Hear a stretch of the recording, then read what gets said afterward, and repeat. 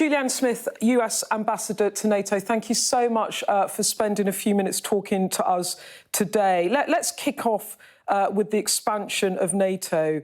What's the reason to expand NATO to include Finland and Sweden? Well, the NATO allies over the last couple of months have made it crystal clear, particularly to folks in Moscow, that its open door policy remains the same. And for that reason, we welcomed the application by Finland and Sweden today when they walked in with their letters stating their intent to join the alliance. These two nations share our values, and they share a collective commitment to our security across the Euro-Atlantic area. They bring very capable militaries. They've exercised with us for many, many years in places like the Baltic Sea. And we're confident that when they come into the alliance and become full-fledged members in the weeks ahead, months ahead, that they will make a major contribution to the NATO alliance.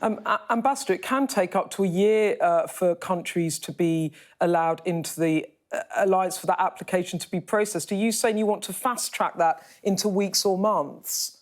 Yes, so in recent weeks, the allies have come together to try and look at ways that they can reduce the timelines surrounding the process. There are a number of steps involved. There's something called the accession protocol, which all allies have to sign here at NATO, and the two new members would sign that as well. In order to get to that signature, we'll have to go through something called the accession talks. Once the protocol is actually signed, then every member of the alliance has to ratify the agreement, which can take some time. And you're right, in the past, we've seen instances where that process has taken upwards of a year. But given the situation on the ground in Ukraine, the fact that we have a war that's ongoing on European territory, I think all allies are in agreement that this process needs to be expedited. So, Ambassador, just to be clear, you're hoping to get this achieved in the coming months. So what, by the summer, by the end of the year? Ideally, I think we'd like to see it done in a couple of months. That's the goal. Right, OK. I'll just bring you straight to something else then.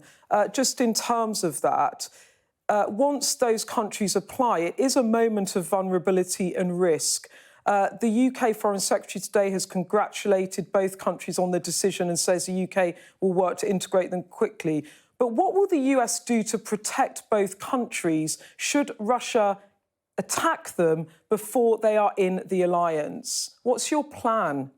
Well, fortunately for Finland and Sweden, all of the members of the alliance recognize that in this process, between the moment when the countries actually sign the accession protocol, the agreement to join the NATO alliance, and the period of ratification all the way to the point when they become full-fledged members, that there is some risk involved in this process. And for that reason, aspirant countries going through this process can sometimes feel a bit exposed. And for that reason, all of the allies, many of them have been in conversations directly with Sweden and Finland to find ways that they can take steps to reassure those two countries and to send a very strong, clear signal back to Moscow that all of us will address any future forms of aggression that any country could take towards Sweden and Finland during this period. So as you perhaps have seen, the White House has recently announced that both heads of state from Sweden and Finland will be visiting Washington on Thursday. I think you'll see more in terms of what the U.S. wants to say about this period, but already, as you noted, the United Kingdom has been quite clear in its commitment to the security of those two nations as well. Ambassador, it sounds like there could be more news on this specifically from the White House later in the week. But as you said, the UK have signed a bilateral pact with both countries to protect them. I'm assuming that you're suggesting that the US is minded to do the same. We're certainly well aware of the risks involved, and we will take steps to make sure that they feel that their security needs are being addressed. OK. Ambassador, just to quickly go back to that accession process, obviously the White House is clearly minded to approve this application. Anyone can ask to join, but of course the members of NATO have to agree it. Turkey is a stumbling block, isn't it? It's said it is opposed. The White House said this week it's confident consensus can be reached. Can you explain to us what's going on and why the White House is confident of that? Has President Biden been in bilateral talks? Well, first and foremost, let me say, yes, there has been an ally, Turkey, that has come forward to express some concerns. They have specific security concerns that they've raised with all of the allies here at NATO headquarters, and we're all taking those concerns very seriously. I think the reason you see the confidence stemming out of the White House, and in fact many other capitals across Europe and here at NATO headquarters, is simply because the strength of the alliance really rests on our ability to continually bring forward disagreements, debates, alternative points of view, and work through those disagreements to reach consensus. Everything that NATO does has to be reached through consensus. You have to have 30 allies vote on it. So we have 73 years of experience of working through allied differences. And for that reason, I too personally am quite confident that we'll find a way through this. Just to be clear then, you don't think in the end Turkey will be the bloc? I think we will see eventually Sweden and Finland joining the alliance in the not too distant future. Ambassador, I've got a few minutes left, just a couple more things.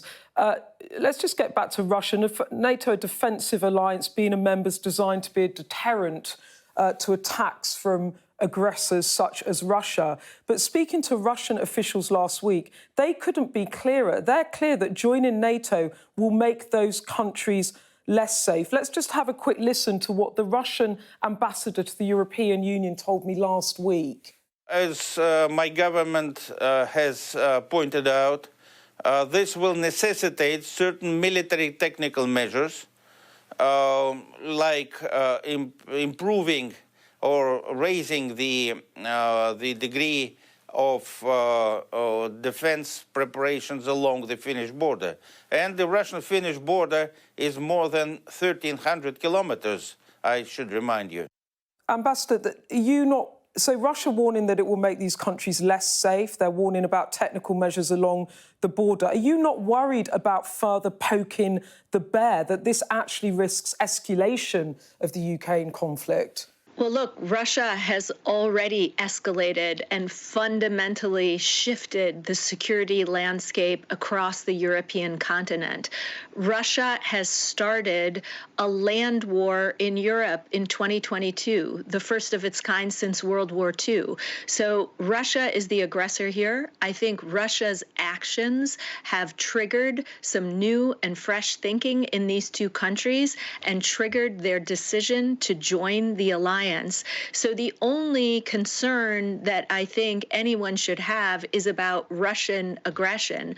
I know for a fact that bringing these two nations into the alliance will make us all collectively stronger, and certainly it will make Finland and Sweden stronger as well. No doubt about that. Just quickly, when Russia says this, that it will make these countries less safe, are they lying or are they bluffing, or do you not know? Well, what they're doing in Ukraine is making all of us less safe collectively. And so we want their actions in Ukraine to stop. How they respond to this potential round of NATO enlargement is up to them. But I think right now the message coming across from the NATO alliance is crystal clear. And that is that Russia doesn't get a veto over NATO enlargement policy. This decision rests between the NATO alliance and Finland and Sweden. They have taken the decision to submit that letter of application, and so we will proceed irrespective of any threats that Russia is going to make. But are you worried about the nuclear threat, Ambassador? Russia's lost a third of its invading force in Ukraine. Surely the threat that they are warning of is nuclear. Surely NATO must be concerned about that. And has NATO discussed how it might respond to a Russian nuclear attack? Surely you are now gaming this as an option. We are worried any time the Russians are talking about using nuclear weapons, whether it's tactical nukes or some other form of nuclear weapons. We find this rhetoric to be extremely dangerous and troubling. And for that reason, yes, we do here at the Alliance look at all potential contingencies, any potential scenario. We do not want them to turn to rely on these types of weapons, nor do we want to see them use chemical weapons.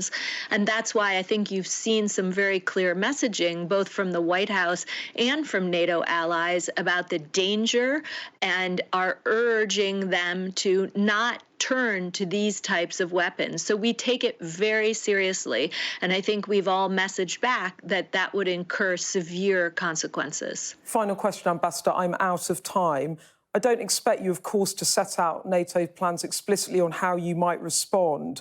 But I think what you're saying to me is that the alliance has drawn up or is in the process of drawing up response options should Russia escalate this in a nuclear fashion. I think what I'm saying is that the NATO alliance has been planning for this war in Ukraine for quite some time. Before Russia went into Ukraine on February 24th, we were conducting all sorts of planning to prepare for this possible scenario while we were working on a diplomatic solution as well. Now that the war is underway, we're constantly reassessing how individually we can support Ukraine. NATO is not active in Ukraine or formally providing any sort of support. But of course, as an alliance, we're looking at our individual contributions to strengthen the Ukrainian forces and preparing for every contingency, and we will keep doing so. OK, Ambassador, thank you very much for your time.